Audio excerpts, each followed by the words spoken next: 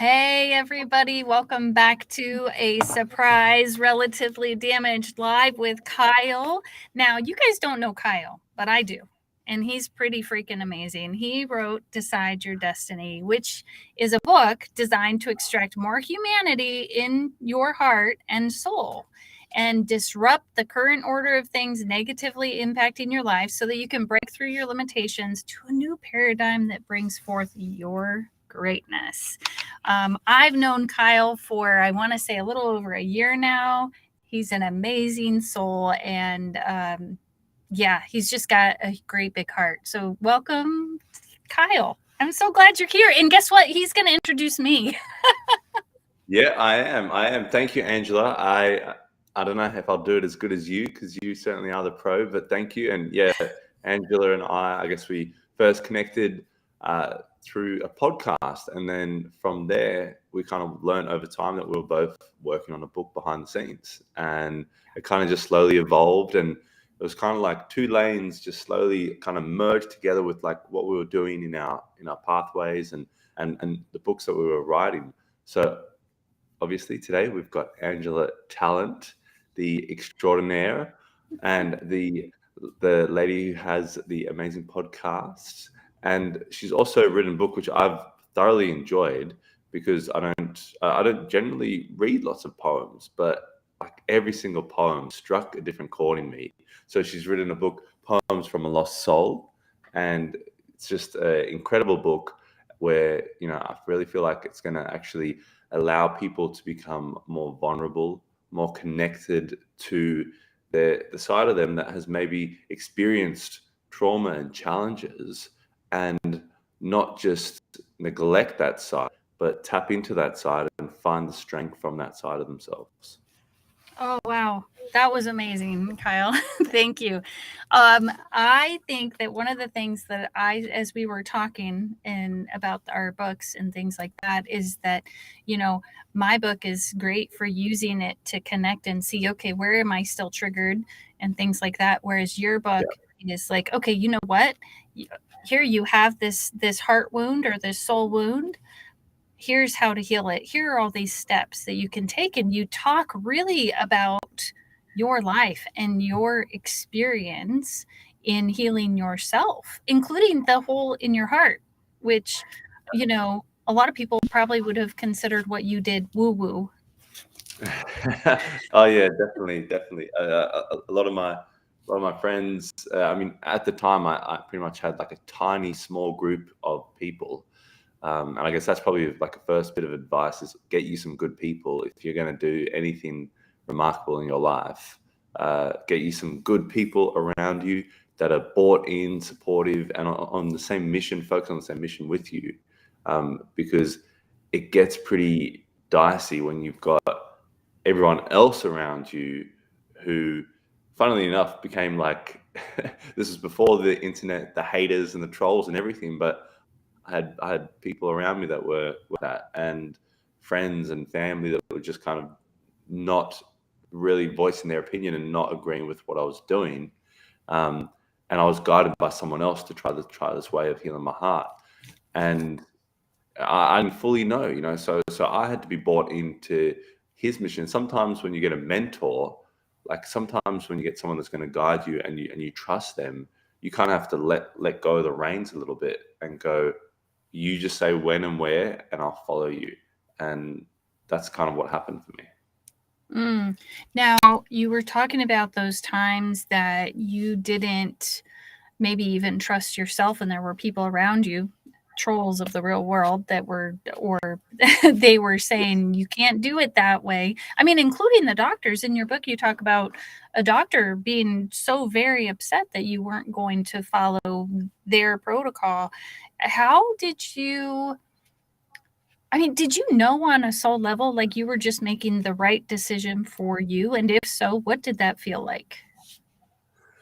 Yeah, so for me, it was a big shock because I think maybe I did grow up a little bit gullible. And I mean, I guess what kid doesn't grow up gullible if you're not homeschooled, if you go to school, because I think you're in this kind of dream world that's like kind of reality but not really reality. And And so for me, you got the school politics, all those sort of things. But I always grew up thinking, every fireman's a good fireman, every policeman's a good policeman, every doctor's a good doctor. And like anyone in those sort of service-based roles in our society only have one thing in sight, which is serving the person. Or they can only have one thing in sight if they're going to be in those roles. And yeah, so that kind of shock reality.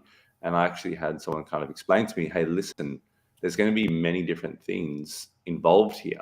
There's going to be an ego, there's going to be different sort of incentives, there's going to be different sort of emotions and motivations. And if you're coming in and you're going against the grain, then you're disrupting the system, you're disrupting the norm. And so, along with that is going to come a lot of hate, and is going to come a lot of, like it's going to come a lot of disconnection. And I think that's what I felt. I felt disconnection from the human because of the decision I was making. So from yourself or from the other humans? From the other humans. I mean, I couldn't connect. As soon as they knew that I was doing something different, something that was not guided by them, then it was kind of like they had no connection to me. Right. So it was very harsh. Mm-hmm. So that how does one, because we're talking about deciding destinies and connecting to that struggle, knowing you have to get through that struggle and looking for safe people. Was it easy for you? And I know you with your background with your mom and things like that, but outside of that, was it easy for you to say, okay, this person is safe and this person is safe and this person is safe, and those are the people I'm going to trust right now? Yeah, because the person that really helped guide me was Ward, my stepfather, and he always showed up for me in my life. He was the person who pushed to bring me to Australia. He brought me into an Australian family that welcomed me in with open hearts and open arms, and assimilated me into that. And he really stuck it out in a relationship that was very toxic and violent and abusive and very challenging. And I think very early on, probably wanted no part in it, but stuck it out for me. So he just showed up time and time again for me. He really was like as a stepfather, and I don't take anything away from my biological father. I don't take anything away from my grandfather, because at the end of the day, my grandparents and my grandfather ended up becoming like my real parents, because they were there for the longest amount of time and mentored me the most. But my stepfather definitely came with a lot of, he really cherished me. And so I had that kind of loving connection with him from a young age. And I think in my younger years, I had certain people around me with the loving connection. And then I had this one person that was a bit toxic. And then so I could kind of connect easily to people. And so with my stepfather, that was correct. And then with my grandparents, it was the same thing. When I was 14, I had nowhere to go. I went to my grandparents, and they welcomed me in, and they really became my parents. So that sort of small caucus of people, I really did buy into it. It was such a strong bond of love, of like I could feel it. I mean, talking about it right now, I can see their face. I can really feel the loyalty, And so with that, it was like, okay, nothing's going to penetrate this force field that we have. There were times where it was very hard. It's interesting. There were no times where I thought twice, though. No times you thought twice that you were loved or not? Is that what you're talking about? No, sorry. No times that I thought twice about going back on our mission or our decision. So. Okay. Got it. Yeah, there were no times where I double guessed it, what we were doing. There were times it was extremely hard, and I was thinking, how the hell am I going to get out of this? Like, it was really tough. Yeah. And so with the people around you, I love how you described that force field of love. you know, what I am going to go out there on a limb and say, I'm betting you were not perfect in this life. And based on No. some things I've read, and I'm sure there are things you didn't put in there, but Yeah. that force field, it seems like the way you're describing it was there regardless of whether or not there was, I'm going to say, quote unquote, worldly trouble. Yeah. Well, so it was definitely unconditional love. You know, and it was definitely like these, you know, they believed in me. They saw the young kid, like the you know, the 5-year-old kid. I guess the innocence. They saw the young kid who came into this world, and they connected with. And my stepfather, you know, one night in Ireland, we were playing pool around the table, and you know, had a couple of Guinnesses, and he was just smiling at me. I said, "What is it, Ward?" He's like, "Oh, sorry, I see that young kid. You know, I see that animated, like, you know, character, like that kid when I look at you, and I can't see that, you know, like." And so it's interesting, like trying to see him as an adult. And you know, so my grandparents, I think they were all invested in that young kid that they connected with, and so yeah, I definitely think, yeah, we've all made mistakes. We've all, yeah, I guess, not shown that, I guess, innocence and angelic nature that we can have. But I think if someone believes or they've seen that in you, and they're really inspired to kind of, like, they're connected to you. You know, I think it's a bond that you really can't break. Once people are connected to you, I think they're connected to you on a soul, a spiritual level. And I definitely feel that with some people in my life, and I think that's one of the most things, the things that I'm most grateful for, is I've got people on this planet that I feel that soul connection with. Yeah, that's really lucky. It just makes me think about the people who don't have that, or, you know, one of my sisters, we were talking before the show, she works in with emotionally disturbed kids, Yeah. and or at least that's what they call it nowadays. Yes. um, but you know, they were talking about kids that have witnessed significant trauma in their Mm. lives, and I'm just thinking, as I've read your book, you know, about these steps, you know, this is who you're reaching out to say, guess what, it's going to be okay. So it's not just because as I read your book, I think, gosh, this is because it's fantastic in how it describes the steps and how to go about it. You know, they're just very straightforward. You know, write this down, do this. You know, like I wish I could remember all the. I don't have the steps right in front of me, but I don't remember them all off the top of my head. But you know, in addition to that, you know, that's loving yourself, you know, and how would you say someone would go from, if they don't have those safe people around and they find your book, can they borrow some of that love from you? 100%. Wink, Yeah, wink, nudge, nudge. yeah, 100%. And you can borrow some of that, and you can reach out and connect. And I mean, I'm really community focused, and I think I've been given a lot and been helped by a lot. So I've got a spiritual obligation to help a lot. And so, yeah, like, you can reach out and connect. And I think the more that you spend time in that space, more that you slowly start drawing people in and magnetizing people to that energy frequency that you're choosing to experience life with. And so I think that's really what really happens. You know, you kind of change from, and for me, that was a similar thing. You know, it changed from, okay, the victimhood, the, oh, you know, who am I? Who do I think I am? The, like, belittling, the, you know, in Australia we call it tall puppy syndrome, all these different sort of things, to kind of like, well, loving myself. Well, loving myself would be actually spending time to work on myself. And if I love other people and I care for other people, then it's my obligation to spend time sitting. And I think that's what really happened during the writing of the book. You know, uh, the storm of 2020 and all that happened.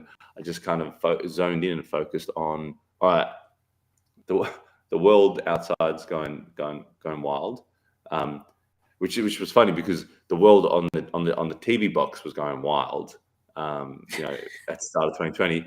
And then I remember for like 2 or 3 days straight, like watching reports and things, and going, "Oh my god, what's this thing? What's this? What is this plague that's going to end us all? You know, what's this crazy thing?"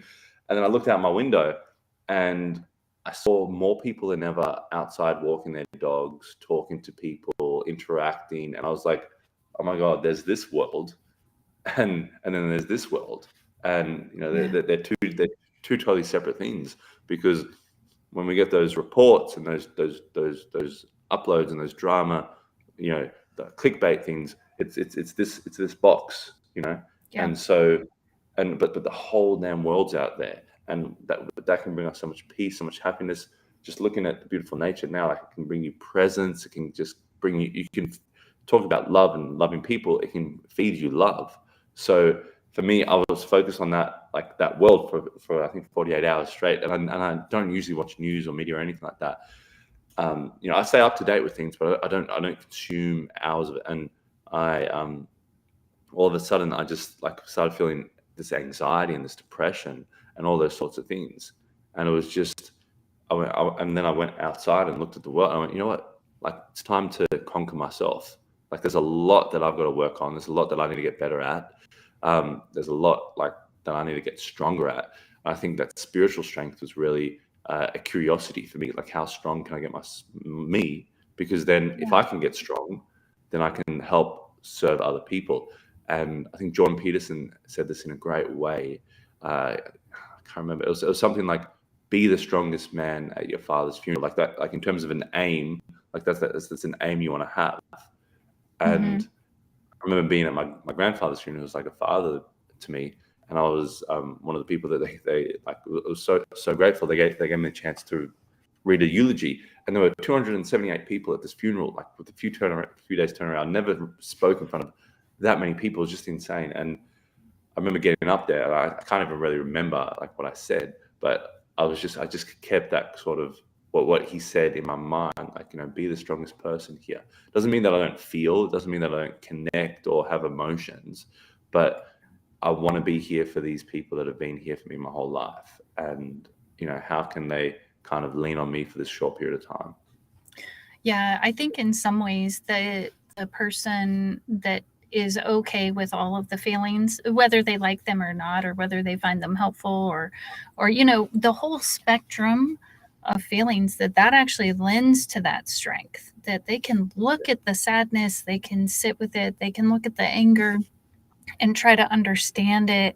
There's so much there, and I think that's what you're really talking about. And I think it's great that you brought up 2020, because yes. I have a story too. yes. I wanted to ask you. Oh, sorry, yeah. No, you go. Oh, okay. So it was 2019 when I literally fell on my face. I don't know if I told you this story before, but so I had a caregiving company come in, and as you know, my hands don't work right, and I'm very limited in my capacity to do. And they came in and they were telling me that my caregivers couldn't help me be a parent. Basically, what I was asking them to do is help me to cook in the kitchen and to drive, because I can't drive and I couldn't cook. I could do some stirring. I could do, some other stuff. And I had caregivers for years and years and years. And the companies were totally fine with all of that until this one company, all of a sudden a caregiver came in and they're like, no, we're not going to do this. And in the United States, the Medicare guidelines say like 5 things: make my bed, help me shower, help me eat. I can't remember all of them, but it's not very much. And so this particular company, instead of seeing me as a human, basically saw me as a person with a disability, as I would compare myself to an animal, as how I felt at that point. Like, okay, so I'm just a dog to be taken care of. That's not true. And I knew that, and I was so angry. And then within a month or so of that, this is the end of 2019, I literally, like, my pain got so intense one morning. I had gotten up and I literally fell on my face. Like, I passed out, and I had never passed out. It's a vasovagal pass out thing. So basically my nerves were like, okay, there's too much happening. You're done. Shut down, reset. But I healed from that. And I knew that I had to do something with what was happening with the caregiving company. And I knew it was wrong. And so I you know, I Definitely. had to go to the doctor and they had to write a letter that says, no, she needs more help than just these basic things, you know, and they still said, no, we're not going to do it. And I was just like, wow, I'm not human. And my caregivers were so confused. They're like, we're here waiting for you to need us. We can help you with these things. What's the problem? Right. And Right. so bottom line is that's when the podcast started, and the like, now I absolutely had to get the book done, and I needed to start getting out the word that, you know, it doesn't matter if you have a disability, you have a capacity to love, you have a capacity to be of value in this world, even if it's simply loving your children, loving someone else's children, having insight. I mean, I can't tell you how many people with disabilities have, like, because of they have to be creative in their own world all the time, Yeah. that they have a different perspective. But that is what so 2020 for me is when all that started. And all of a sudden, so I had not, unbeknownst to me, been living in this closed off world because I didn't realize how much was online. I didn't Yeah. realize, you know, use social media to connect with people. And all of a sudden, and you know, I joke that I'm sitting in this small little 9x9 square box right now talking to you guys, but when I come in here, my world totally opens up. And now I'm connecting and I feel like I have a purpose. Like, there's I love it. something special. Yeah, it's something. Yeah. I'm grateful for 2020. Yeah. Yeah. And so that's the positive side of technology. You know, that's the positive side of what we have, the tools that we have, you know, because anyone can find their place of belonging and their sense of purpose, like by catering that to them. You know, like you don't have to, I guess, go and fly around the world. And oh, you know, obviously 2020, no one can do that. You know, so how else do we start connecting? You know, so every time there's a challenge and there's problems, a lot of people go straight to the mental crises, but there's always opportunity. You know, there's always opportunity and possibility, and that's a fresh way. And I love what you spoke about in terms of, I think, you know, I look at disability, and I was at a diversity and inclusivity summit yesterday, shooting it, covering it, and I think it's just a refocus to a different ability. You know, you've got an incredible ability, and this one gentleman yesterday was talking about how he fell from this. He had this accident, and he said his whole idea around disability, he had to learn so much, and then what that made him realize was, well, I have to question everything as what I've been brought up in my life. Now I need to see what else I didn't know. You know, what else I thought I knew, but I didn't know.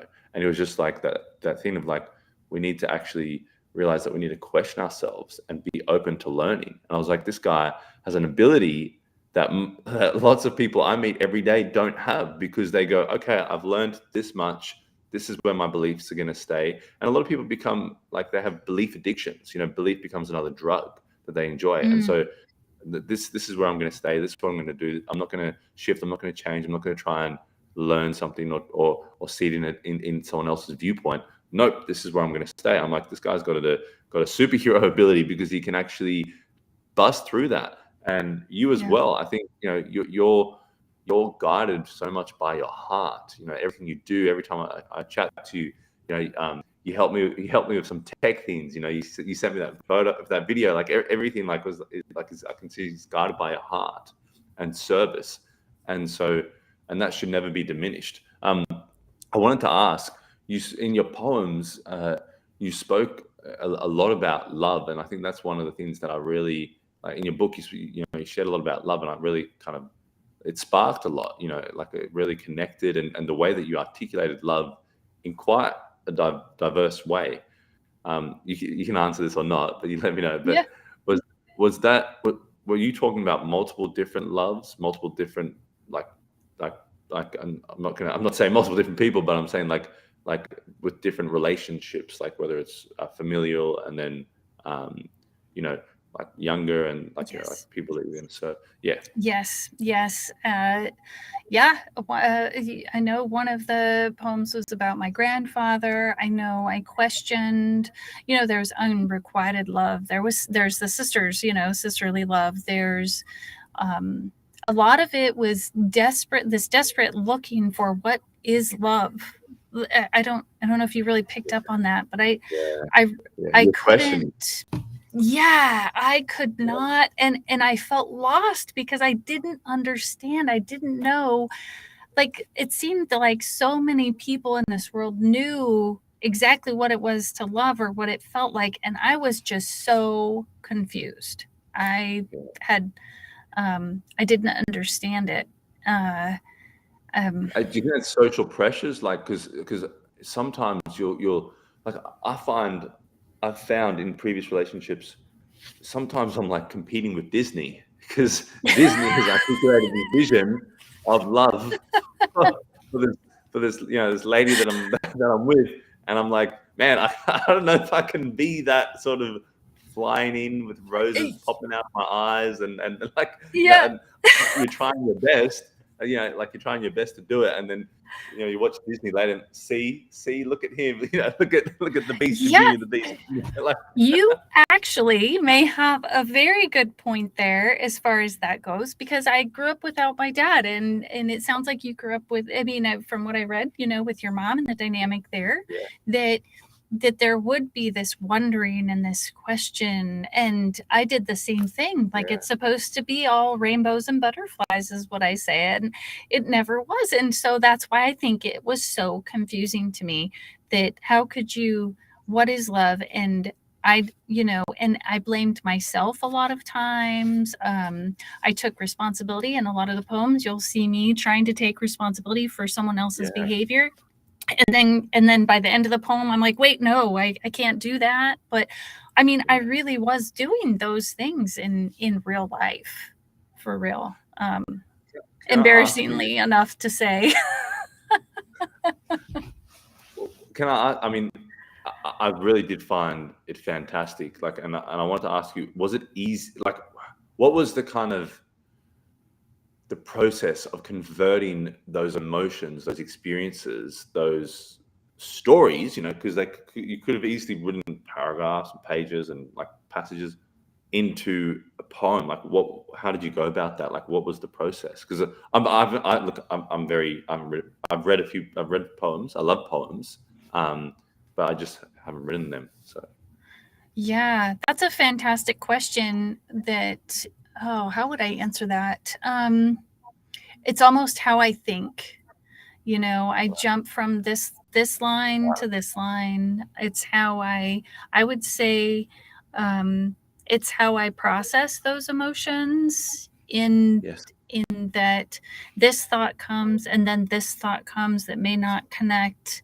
Um, and then this other thought shows up, and maybe all of them are possible, you know? Um, but it seemed, maybe it was easier to write in poetry because it was also kind of my code.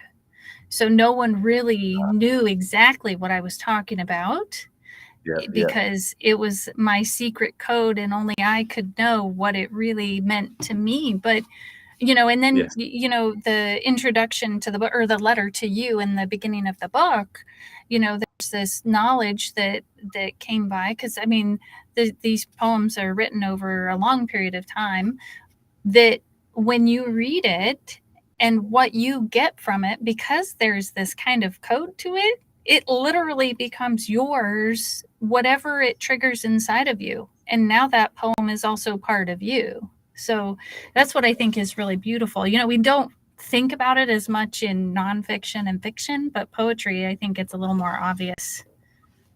yeah. Well, I think that's the focus. I mean, and probably where our paths joined with the book and what we're doing, and probably where we connected, was that it wasn't so much about just or focusing solely on our story. We're all focusing on woe is me, or the challenges, or just purely our beliefs, and it was really focusing on how can this help another soul. I've been helped. I've had things help me, how can we create a tool belt pretty much that can help people in their lives. And I think that's really what I got from it. Like it was, because some read things and it's very me focused, and you've got to have a bit of me, you got to have a bit of the story, you got to have a bit of the investment. If you don't have any me, then it's like, well, why do I then listen? Like, because I don't even know who you are. And so with what I read out of your book and what I was intending with my book was to be, okay, you focused. How do you change? Like, this is what I've done to help me. Here it is to help you as well. Like, take it or leave it. Here it is to see if it's going to help you. Yeah, I think it's a gift to the world. I think that when you're called to do something like that, it becomes a gift to every single person. Yes, they're going to buy it or they're going to whatever, but ultimately, like, it's a soulful gift. And who am I, depending on what your beliefs may be or whatever, anyone watching, who am I to take away or to hoard over here in my world, this poetry that was very clearly given to me by the universe or God, and that would just be selfish, and it would not be living up to, I think, what God would, or the universe is just abundant in love and in giving. And there is a reason that it was given to me. I think just like your journey is that the gift that you're giving the world to teach them how to live from their heart and soul and to give them tools to help them get there. I think that's priceless, And I think it's that gratitude energy. I think, like, we realize we've been gifted, like, and what's the one thing that we can really take control of is like what we decide to give, what we decide to give out, and kind of facilitate what we've been given to the world. I think we can definitely, I'd love to chat more like on like about your faith and spirituality and that kind of connection. And I'd even love us to maybe even like read I'd read one of your poems or on here, or like read a passage or something like of each other's book. I just think that, I don't know, my ideas are just going. So hey, everybody watching, you heard it here. We're going to come back. We're going to talk some more. This is, it's fantastic to connect with someone else who really just wants to give that love to the world. This is beautiful. So our time is up. We were going to be here about 30 minutes. We're here at 33 minutes. So we just want to thank you all for coming to the show. Please get Kyle Spyrides' book, Decide Your Destiny. It's on Amazon, as well as my book, Poems from a Lost Soul. They're both on Amazon. Both of us would love your reviews and your purchases. And we'll be here again. I don't know next week or the next week, but we'll be back for sure. We can make it a weekly thing. I'm happy with that. Okay. Well, I guess we'll be back next week. My schedule, I happen to know this time is open next week, so we're done. We'll see you next week. Perfect. Peace out. Awesome. Have a good one. See you guys.